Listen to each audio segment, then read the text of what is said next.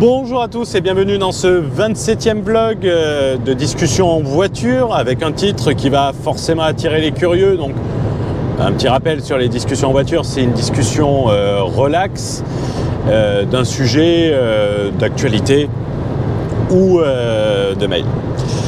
Mais si tu regardes cette vidéo dès le début, attends de regarder jusqu'à la fin avant de mettre un commentaire gratuit parce que peut-être tu seras surpris si tu vas jusqu'à la fin. Et si tu ne regardes pas la vidéo jusqu'à la fin, on le verra très rapidement. Également, si tu nous découvres avec cette vidéo, n'hésite pas à t'abonner, c'est gratuit, à mettre un like, ça aide pour le référencement. D'ailleurs, pour les haters, je vous rappelle que les dislikes aident sans doute plus au référencement, donc un grand merci à vous. Et également, vous trouverez dans la description le lien de notre Discord, l'accès est offert, comme le lien de notre Telegram qui est également entièrement offert. Ce sujet vient suite à une capsule mail du samedi que j'avais décidé d'intituler « Formateur escroc ou client idiot ». Et j'avais fait également un podcast récent sur ChatGPT comme une opportunité pour certains et une mise au chômage pour d'autres, avec un lien notamment aux formations que j'appelle les formations Google, c'est-à-dire le mec qui t'apprend juste un truc que tu peux trouver sur Internet et des choses relativement basiques, qui eux vont être mettre au chômage. Mais on refera peut-être un vlog sur ChatGPT. Quitte à me faire des potes, autant s'en faire totalement. Donc, peut-on qualifier les formateurs d'escrocs ou peut-on qualifier les clients de ces formateurs comme des idiots? Et toi, ça serait bien que tu te rabattes. Ah, putain. Excusez-moi. C'est une distinction très importante et que qu'il est nécessaire de faire. On ne va pas parler de Cédric Anissette dans cette vidéo en tant que personne. On va en parler en tant qu'entrepreneur, on va parler de ses produits et il faut vraiment faire la distinction entre l'homme et l'entrepreneur. C'est une distinction pour moi qui est très importante et capitale, qu'il est nécessaire de préciser sur Internet, surtout que ça peut être quelquefois mal compris. On peut avoir beaucoup de respect ici pour la personne de Cédric Anissette, et c'est mon cas, j'ai beaucoup de respect pour lui, sa réussite. Et d'ailleurs, lors d'un sondage récent sur les 3 meilleurs marketeurs français, j'avais mis Cédric Anissette en première position. Devant Tougan Barra, pour lequel j'ai beaucoup d'affection également. D'ailleurs, c'est la raison, ça tombe bien, mais la raison où je l'avais mis en première position, et cette raison elle est très simple, j'avais dit ouais je mets Cédric Anissette et Tougan Barra ex aequo, première et deuxième position, et la personne m'avait dit non. Pourquoi il fait des appels de phare lui? C'est parce qu'il y a des cons sur le pont qui font coucou, putain, il y a vraiment des gens qui ont rien à foutre quoi. Et la personne m'avait dit non, il faut vraiment que tu en mettes un en première place, pour les différencier. Et pourquoi j'ai mis Cédric Anissette en première position? Parce que Tougan, les produits qu'il vend sont excellents. Il a fait ses preuves et les produits sont vraiment de très très haute qualité. Donc, être bon marketeur pour vendre des bons produits, c'est plus facile qu'être un bon marketeur pour vendre des produits de merde. Car Cédric, soyons honnêtes, et avec toute l'affection que j'ai pour lui, cela fait 10 ans qu'il vend des produits relativement basiques, pour ne pas dire merdiques, mais relativement basiques. Et pourquoi je le considère comme un excellent marketeur? Parce que malgré le fait qu'il vende des produits basiques et que les gens le savent depuis 10 ans, il continue à vendre. Donc cela fait de lui un roi du marketing, cela fait de lui, cela fait qu'il est merveilleux en marketing et qu'il est excellent dans ce domaine-là. C'est pour ça que je l'ai mis en première position. On dit qu'un... Ah, ben non, les flics ils sont dans l'autre sens, j'ai de la chance. Il y a une phrase, tu sais, pour savoir si tu es dyslexique, il y a certains formateurs, il ne faut pas leur faire prononcer, qui dit un chasseur sachant chasser sans son chien est un bon chasseur. Un marketeur sachant chasser des clients avec un produit de qualité, avec un produit de mauvaise qualité, est un bon marketeur, on pourrait dire. Bref, je ne sais pas pourquoi j'ai fait cet exercice débile. Et quelquefois, lorsque les gens, et vous pouvez le voir sur des commentaires de vidéos précédentes, hein, et d'ailleurs j'avais répondu que non, ce n'étaient pas des escrocs, il y a des gens qui avaient acheté des produits et qui disaient clairement « ouais, c'est de la merde, c'est un escroc, ces produits c'est de la merde » et tout ça. Moi je répondais « non, non, on peut pas qualifier quelqu'un d'être escroc. Une escroquerie intellectuelle n'est pas forcément une escroquerie. » Et la réponse, non, elle est non. Et elle sera toujours non. Ce n'est pas des escrocs. Si demain tu vas à un restaurant et que le restaurant est dégueulasse, tu vas être déçu. Tu ne vas pas revenir à ce restaurant. Tu ne vas pas aller à la gendarmerie, porter plainte pour escroquerie ou appeler ta banque en faisant un chargeback pour le restaurant. Mais par contre, sur Internet, bon, tu n'iras pas jusqu'à la gendarmerie, mais tu n'hésiteras pas à faire un chargeback. Et après, si tu reproches au restaurant d'avoir servi un plat qui ne ressemblait pas aux photos qui étaient mises sur le menu, qui étaient affichées à l'entrée du restaurant, ben, si toi tu pensais que ton plat allait être aussi beau que préparé en photo, c'est un peu que tu es, excuse-moi du terme, c'est un peu idiot. Et c'est un peu normal en même temps. Le mec va pas te prendre le plat qu'il fait habituellement quand il en sort 150. Et sur les photos, bien évidemment, il va l'embellir, il va le rendre beau. Tu vas pas compter le nombre de frites que tu as sur la photo et le nombre de frites que tu as dans ton assiette. Ça peut paraître bête la comparaison, mais je la trouve... Ah merde, c'est là que je sors. Je vais pas à Nancy. Et d'où l'expression, si tu fais confiance à la photo d'un restaurant pour le choix du restaurant, c'est que t'es un peu idiot, hein, on va pas se mentir. Et en réalité, ça va être un peu pareil avec les infoproduits, les infopreneurs. Et avant de parler de ChatGPT, je ferai un petit point sur ChatGPT qui est la révolution 2023, faisant un petit parallèle. Cédric Anissette et les marketeurs en général, ils te partagent sur leurs réseaux sociaux tout ce qu'ils font, tout ce qu'ils ont fait, d'où ils viennent. Ce qu'on appelle le storytelling. Ça, ils savent l'utiliser magnifiquement. Le fait de raconter des histoires, d'expliquer... il me semble que ça s'appelle, je ne suis pas sûr, hein, le biais du survivant, puisque j'y suis arrivé, tu peux le faire également. Et en réalité, si tu écoutes avec attention leur parcours, que tu écoutes, que ce soit parcours universitaire, parcours professionnel, on ne va pas rentrer dans la débilité de dire les études ça sert à rien. Les études ça sert à rien, ben, en fait c'est très marrant parce que cette phrase c'est du storytelling, c'est du marketing. Parce qu'en réalité vous allez vous adresser beaucoup plus facilement à des gens qui n'ont pas fait d'études que des gens qui ont fait beaucoup d'études. Donc en gros de dire les études ça sert à rien, tu essayes de rassurer le mec qui n'a pas fait d'études, tu essayes de rassurer ce mec là, pour lui dire qu'en fait il a bien fait de ne pas faire d'études. C'est grosso modo ça, c'est du marketing.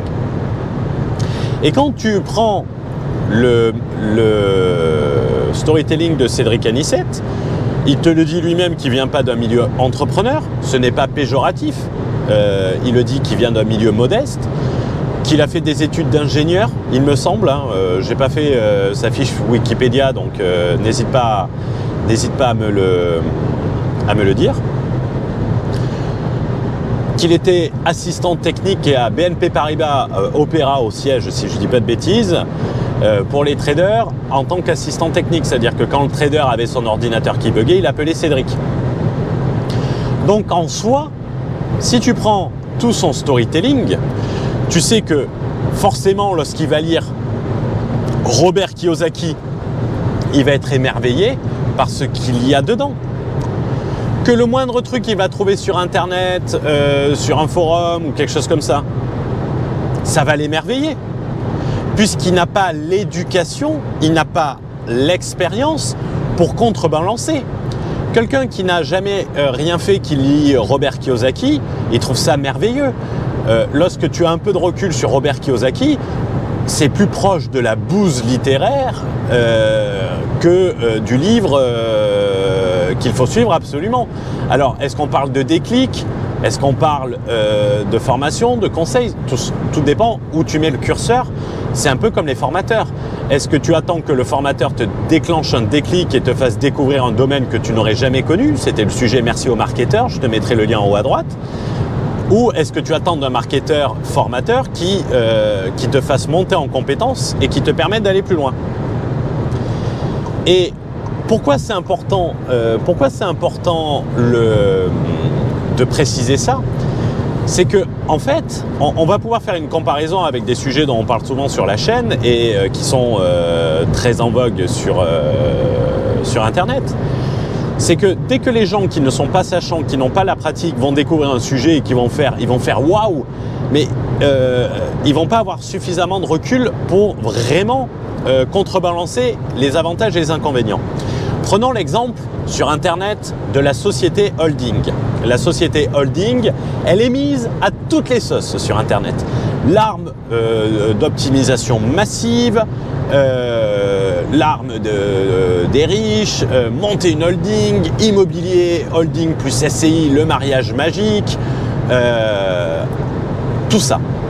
Vous l'avez déjà vu et pour preuve, à chaque fois qu'on fait une vidéo sur la holding, elle est toujours relativement vue.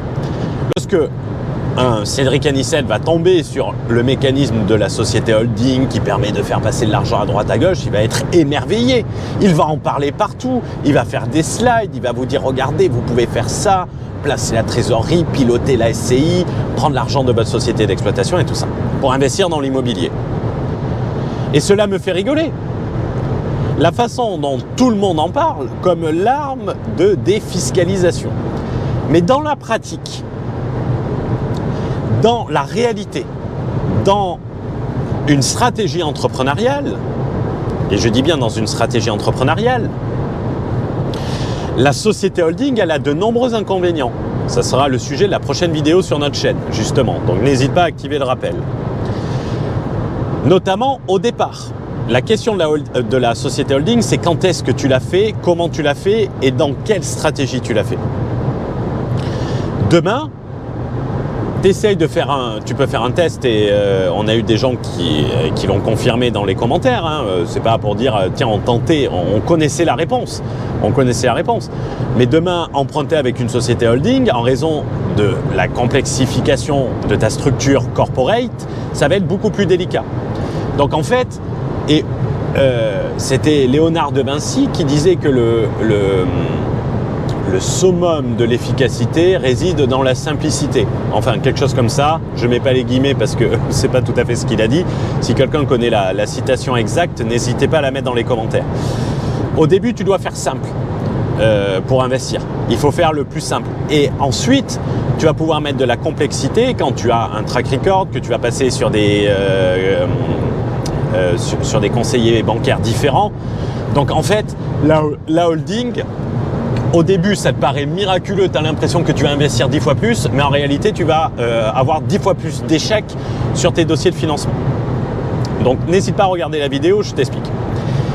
Qu'est-ce que je veux dire par cet exemple de la holding? C'est qu'une personne sans pratique, comme Cédric Anissette, qui n'a pas acquis une expertise, par la pratique, par le concret, il va parler de la holding comme l'objet clé à mettre en place immédiatement pour investir. Il va limite te faire un mastermind qui va nommer la holding. Une personne qui va avoir de la pratique, et je ne me mets pas dans la case, par modestie, elle va te dire que si ta société holding, tu l'as fait trop tôt, ça va clairement te ralentir et tu vas perdre du levier au début et c'est ensuite que tu vas utiliser du levier. Les gens pensent d'abord à l'optimisation fiscale, mais gagner de l'argent avant d'optimiser fiscalement, parce que dès que vous allez mettre de la complexité, vous allez réduire vos possibilités. Ça fait une rime en plus.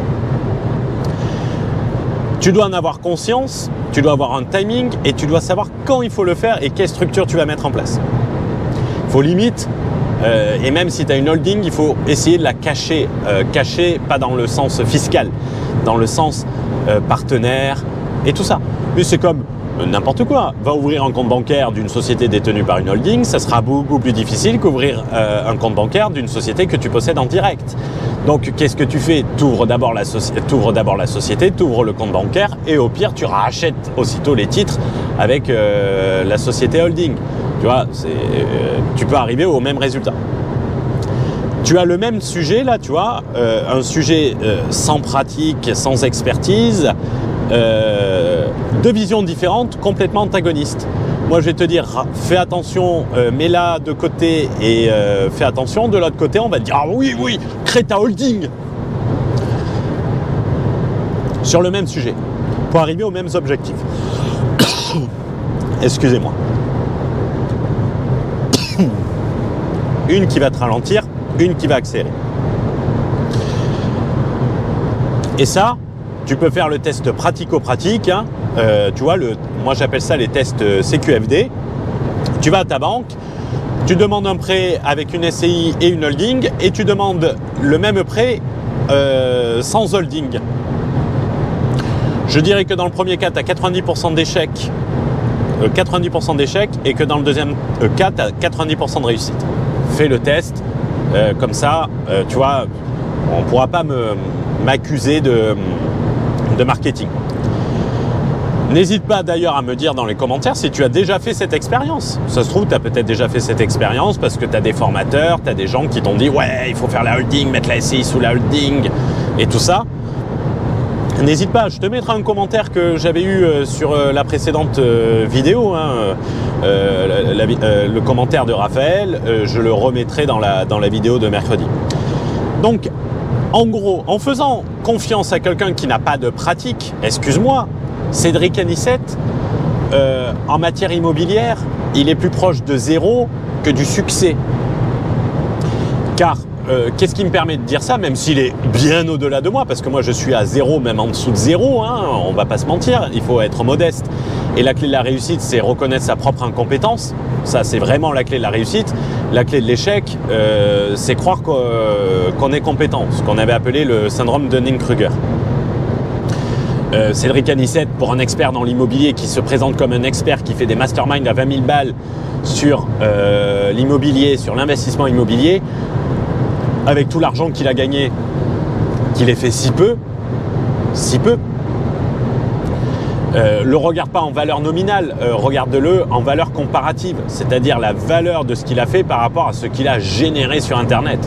Vraiment, c'est pitoyable. On va pas se mentir, il aurait pu faire 20 fois plus, facilement.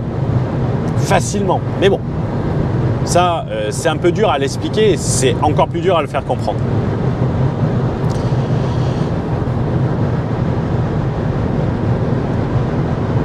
Si tu suis ces conseils, bien évidemment, tu vas avoir des résultats. Tu prends son patrimoine par rapport à ce qu'il a gagné, tu divises ce qu'il a gagné par ce que tu gagnes et tu vas voir les résultats. Donc quand lui, il a fait 10, toi, tu vas faire 0,1 si tu suis ses conseils. Tu vas avoir des résultats de merde. Car en gros, Cédric, il n'a pas réellement développé une expertise dans l'investissement immobilier, de technique et tout ça. Il a juste pris des trucs, il a fait une opération, un parking, il doit toujours parler de ses parkings, mais c'était en 2007, 2008. À ce moment-là, oui, investi dans le Bitcoin quand il était à 10 $. L'after trading, c'est ultra simple. Si demain, par contre, il sort un mastermind, comment toujours vendre des produits qui ont une très faible valeur à un prix très très élevé, grâce au marketing et à la maîtrise du marketing, je peux te dire, je suis le premier à m'inscrire, à payer. Là, je réfléchis même pas. Et si j'ai pas l'argent, je fais un crédit pour l'acheter, le truc. Là, je sais qu'il a une compétence, mais démoniaque, démentielle. Et là, je regarde même pas le prix. Hein. Je fous la carte, je paye. Et je suis l'un des premiers. Pour parler d'autres exemples, et toujours, quand on parle de ça, je vais dire de les regarder, de prendre ces exemples sans passion, avec raison. Retirez la passion et mettez la raison dans votre réflexion. Si tu regardes Cédric Anissette, il a passé son mastermind de 20 000 balles à 2500 balles. Qui fait ça? Qui fait ça? Cela veut dire quoi concrètement? Cela veut dire que plus personne ne veut payer 20 000 balles. Tout simplement. Et que les mecs qui payaient 20 000 balles, ils trouvaient qu'ils n'étaient pas prêts à refoutre 20 000 balles. Bon. Sous-entendu, ça ne les vaut pas. Et même les rencontres que tu faisais, ben, visiblement, elles ne valaient pas 20 000 balles parce que la principale valeur, c'était les rencontres que tu faisais. Mais la valeur des rencontres à son mastermind, elle a diminué au fil du temps. Parce que les gens, au début, ils avaient le produit de qualité, les rencontres de qualité. Et quand, au fil du temps, les gens se sont rendus compte que c'était plus un truc networking et tout ça, tout le monde est y allé, ce qui a tiré le niveau vers le bas. Après, moi, j'y ai pas participé, mais c'est ce qu'on m'a dit. Et c'est pas une personne, c'est 3-4 personnes qui m'ont dit ça. Et les personnes n'avaient pas envie d'y reparticiper. Donc, automatiquement, on est obligé de baisser le prix. Si toi, tu penses dans ta tête, et ça, les marketeurs, ils ont peur de rien. Ça, pour enrhumer du crétin, ça, ils ont peur. Ils ont peur de rien. Mais s'ils commencent à te dire « Ouais, non mais vu que j'ai gagné beaucoup d'argent, je veux le rendre le plus accessible, je veux changer la vie d'un maximum de personnes, je veux aider un maximum de personnes, je suis dans une démarche humanitaire, d'entraide. » Mais si tu le crois ça, mais écoute, c'est toi qui es un peu con. Hein. Désolé de te le dire, désolé d'être froid. À ce moment-là, il a qu'à faire un truc, tu payes juste le défraiement de la salle et il ne fait aucun profit dessus. Ou il reverse l'entièreté des profits à la Croix-Rouge, à la limite. S'il ne veut pas faire de profit et changer le maximum de la vie des gens, ben il va changer la vie des participants et le reste, il le file au Resto du Cœur. Et au Resto du Cœur, ils vont changer la vie de personnes qui ne peuvent pas bouffer. Donc, si tu penses que c'est crédible quand on te dit ça, c'est que tu es idiot. Quand tu baisses le prix de quelque chose, c'est que ça ne se vend plus. Après, je sais pas, moi c'est la logique. Hein. C'est la logique et c'est pour ça que la déflation est pire que l'inflation. Parce que l'inflation pousse à l'achat pour acheter à un meilleur prix que demain. Et la déflation, en fait, il repousse tous les achats et les prix diminuent et ne font que diminuer parce que les gens en plus repoussent leur achat. Donc économiquement, la déflation est pire que l'inflation. Aussi bizarre que cela puisse paraître. Donc j'aurais plus tendance, gentiment, à mettre le curseur du côté du client idiot et rêveur que du formateur escroc. Et pour moi, tu ne peux pas dire que le formateur est escroc quand la qualité est mauvaise. Quand tu vas acheter un pull chez Zara, ben, tu sais que tu ne vas pas avoir la même qualité que si tu l'achètes dans une grande boutique. Ça paraît logique.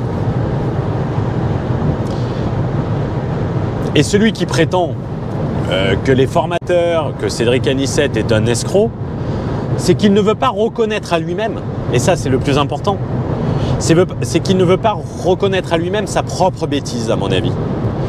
Et qu'il croit en fait qu'il suffit d'acheter quelque chose pour que ça te change la vie et qu'il n'y aura rien à faire en face. Et quelquefois il faut reconnaître sa propre bêtise, de se dire qu'on a cru que cette personne pouvait nous apporter quelque chose, qui pouvait nous apporter de la valeur. Ton attention c'est peut-être un peu trop fixée sur les voitures, sur le lifestyle, sur le marketing, sur la passion et non la raison. Laisse-moi te prendre un exemple. Un exemple du Black Friday. On est en janvier. Un exemple du Black Friday. Lors du Black Friday, je voulais acheter une deuxième plateforme pour 2023, en plus de la plateforme que j'ai, pour distribuer des produits. J'ai reçu un mail, cette plateforme, je vais en avoir besoin fin février. Je reçois un mail lors du Black Friday qui me dit remise exceptionnelle du Black Friday, 15% de remise. Là, je me suis dit, mais putain, je vais l'acheter maintenant, tant qu'il y a une remise, je vais l'acheter maintenant, ça m'évitera de l'acheter plus tard. Le minuteur, enfin, tu connais Black Friday, tu en as déjà vécu certains. Rappelle-toi, 15% de remise. Je fais putain, c'est cool, ça me fait 150 balles de remise, c'est déjà ça de prix. Et au moment où je rentre la carte bleue, j'appuie sur valider, j'ai le 3D Secure qui se déclenche, donc je vais chercher mon téléphone qui était en charge. Ce qui m'a permis de réfléchir. Et là, je me suis dit, attends, on est fin novembre, ça veut dire décembre, janvier, février. C'est-à-dire qu'en gros, pour avoir 15% de remise maintenant, je vais payer 3 mois d'abonnement qui vont me servir à rien. 3 mois sur une année, c'est 25%. Donc, je vais dépenser 25% d'abonnement pour économiser 15%. C'est-à-dire que, grosso modo, je me fais entuber de 10%. Vaut mieux que j'attende fin février pour acheter la plateforme que l'acheter aujourd'hui avec 15% de remise. Tu vois, la raison. Mais le marketing, l'urgence, ça nous pousse à éviter de réfléchir et à faire quelque chose qui n'est pas motivé par la raison.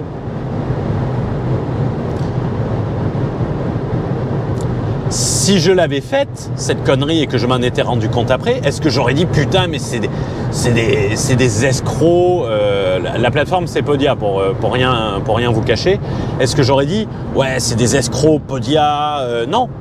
Je me serais dit putain j'étais sacrément con là, je me suis fait avoir, mais comme un bleu quoi. Un peu comme dans La Vérité si je mens à la fin, tu vois. On s'est fait avoir comme des bleus. C'est pas des centimètres. C'est des millimètres. On s'est fait baiser comme des bleus. On s'est fait baiser comme des bleus. On s'est fait baiser comme des bleus. On s'est fait baiser comme des bleus. Et quel est le lien avec ChatGPT? Tu sais, je t'ai parlé de ChatGPT, j'avais fait un podcast dessus et j'en ai parlé au début de cette vidéo. Dans la capsule mail, j'ai fait 2 capsules mail, celle de escroc ou client idiot et celle de ChatGPT ensuite. C'était le 24 décembre, c'était la veille de Noël. Et j'avais considéré ChatGPT comme un allié incroyable aux créateurs de contenu ayant une forte valeur ajoutée à apporter, qui ont une expertise qu'ils ont acquis et qu'ils ont partagé. ChatGPT, tu peux lui mettre tout ce que tu veux, l'ingéniosité, à part sur des formules mathématiques, sur des bouts de code, mais l'ingéniosité pratico-pratique, on n'a pas encore les puces dans le cerveau d'Elon Musk pour récupérer ça, pour récupérer cette ingéniosité. Et quelquefois, tu peux faire un détour, ça les GPS le savent, je ne sais pas comment prendre l'exemple, mais quelquefois tu as une solution alternative qui n'est pas logique en informatique, mais qui est beaucoup plus pratico-pratique. Et ça, c'est très dur. Donc ça va être un terrible allié pour les formateurs, pour les créateurs de contenu à valeur ajoutée. Par contre, ceux qui recopient du contenu disponible sur Internet, sans valeur ajoutée et qui le recrachent sous forme de formation, ceux-là, ils vont morfler. Je vais te prendre par exemple, j'avais fait le test et je ferai un live sur ChatGPT sur la chaîne. J'avais regardé sur une formation de fiscalité que j'avais et le contenu qu'il y avait. Et en fait, c'était marrant. Tu posais la question, tu avais la même réponse que dans la formation. Parce que le mec n'avait pas développé d'expertise. Et en ne développant pas d'expertise, il te recopiait des trucs qu'il voyait sur Internet et quelquefois vieux de 2011. Je pourrais te le montrer. Donc ces gens-là qui vont traduire du contenu anglais en français, tout ça, ben ceux-là ils vont morfler. Ceux qui n'apportent pas une touche perso, une expertise, une ingéniosité, ceux-là ils vont morfler, ceux-là vont être mis au chômage parce que ça sera moins cher et plus rapide de demander à ChatGPT et peut-être que la réponse sera plus précise également. Un truc tout bête. quand je te disais que ChatGPT peut t'aider dans la création de ton contenu. Quelque chose de tout bête.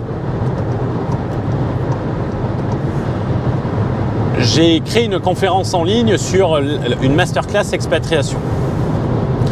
Et j'ai voulu, tu vois, moi je n'y connais rien en informatique, et je voulais rajouter dans le code HTML, là, bref, tu peux rajouter un Open HTML sur les logiciels de tunnel de vente. Je voulais rajouter un lien pour que quand le mec il appuie dessus, ça lui ouvre Google Calendrier pour lui créer un événement. Mais c'est beaucoup plus dur qu'on ne le pense.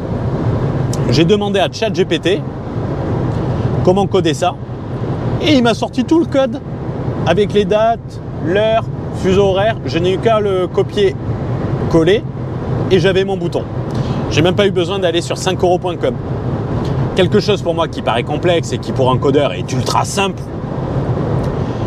où ça n'apporte pas de valeur ajoutée, mais tu vois comment ChatGPT, comment l'intelligence artificielle va changer les choses.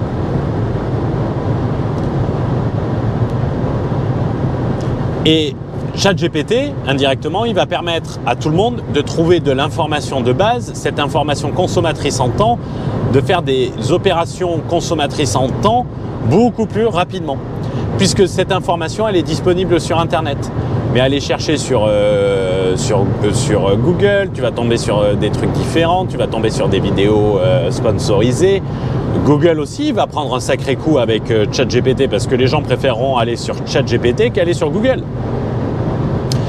D'un autre côté, cela permettra de vérifier l'information, l'expertise et l'apport de valeur ajoutée pour les gens qui achètent des formations. Après, comme tout, comme tous les experts, comme tous les conseils, comme tous les consultants, comme tous les freelances, il faut savoir poser la bonne question, la formuler avec les bons paramètres. Et contrairement à ce qu'on pense, on peut avoir beaucoup de surprises à ce niveau-là. Mais à terme, le contenu basique, vendu à prix d'or, n'impressionnera plus personne qui pourra avoir accès à encore plus rapidement et gratuitement ou quasi gratuitement, je ne sais pas si ça sera payant, ChatGPT, via des plateformes d'intelligence artificielle. Mais par contre, je tiens à le dire, et je tiens à rassurer les gens disposant d'une vraie ingéniosité, d'une vraie expertise, d'un vrai savoir-faire, ChatGPT, il peut te faire la recette du kebab. ChatGPT, il ne va jamais t'imiter la recette d'un grand chef étoilé qui va te mettre un produit qui va tout changer, mais ce produit, l'informatique, ne peut pas juger que c'est intelligent de le mettre dedans. Donc il ne le fera jamais. Et tu ne pourras jamais atteindre un niveau d'expertise. Il n'est de si bonne compagnie qu'il ne se quitte, donc il va être temps pour moi de conclure. Faire confiance à des contenus de formateurs sans expertise et qui te disent qu'ils n'ont pas l'expertise pour avoir de la valeur, c'est un peu comme demander à ChatGPT de te rédiger ta demande en mariage pour ta femme. Il ne faut pas s'attendre à un résultat époustouflant en termes de valeur, de personnalisation et d'effet waouh. Après, si tu es assez bête pour demander à ChatGPT de t'écrire ta demande en mariage, mais tu peux t'en vouloir qu'à toi-même. Mais tu ne vas pas dire que si ta femme te dit non, c'est la faute de ChatGPT. Exactement pareil pour les formations. C'est pas parce que tu t'es fait avoir et que tu as cru les belles paroles que le formateur est un escroc. Le formateur est un vendeur. Il y a des vendeurs de basse qualité, il y a des vendeurs de moyenne qualité, il y a des vendeurs de haute qualité. C'est exactement pareil dans les fringues, c'est exactement pareil dans les restaurants, c'est exactement pareil partout. Tu vas acheter un sac chez H&M et tu vas acheter un sac chez Vuitton.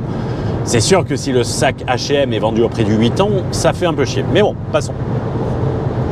Le premier idiot, en réalité, ça sera toi. Ça sera toi si tu crois que, et si tu n'arrives pas à mettre de la raison dans ton raisonnement. Mets de la raison, vire la passion, oublie la Porsche, oublie la villa à l'île Maurice, oublie le lifestyle, oublie tout ça. Concentre-toi, tiens, qu'est-ce qui me montre qu'il a fait ? À part si c'est une agence de voyage et un organisateur d'événements à l'île Maurice et un présentateur automobile, Cédric Anissette, qui te présente ce qu'il fait dans son business, quoi.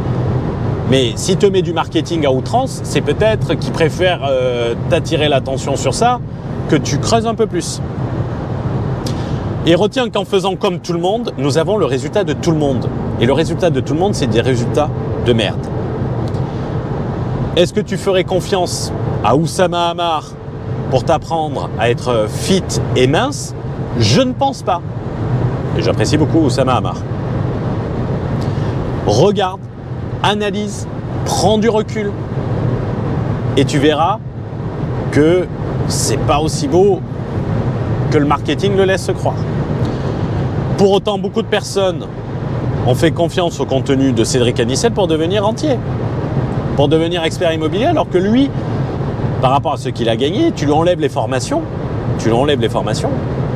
la vente de formation, ben à mon avis, il a 1/10 de ce qu'il a aujourd'hui. Ou peut-être il aurait, et je vais te dire un truc, il aurait gagné beaucoup moins d'argent et il serait resté employé, se serait intéressé à l'immobilier. Je pense qu'il aurait plus de patrimoine qu'aujourd'hui. Pourquoi? Parce qu'il aurait été obligé de développer une compétence, une expertise, s'il avait gagné moins d'argent. Ah, coucou les flics. Ça dépasse tout ce que j'ai pu Putain, moi imaginer. j'ai de la chance, pour une fois ils sont tout le temps en face. Je te souhaite un excellent week-end si tu regardes cette vidéo lorsqu'elle est publiée. Une excellente semaine si tu le regardes en semaine. N'hésite pas à me mettre ce que tu en penses dans les commentaires. N'hésite pas à me dire toi ce que tu penses, ton expérience, partager ton expérience et tout. C'est toujours utile. Le principe des discussions en voiture, c'est de parler d'un sujet comme si tu étais avec moi en voiture, d'une manière calme et relaxe. Je te souhaite une bonne journée, une bonne soirée. Ciao, ciao.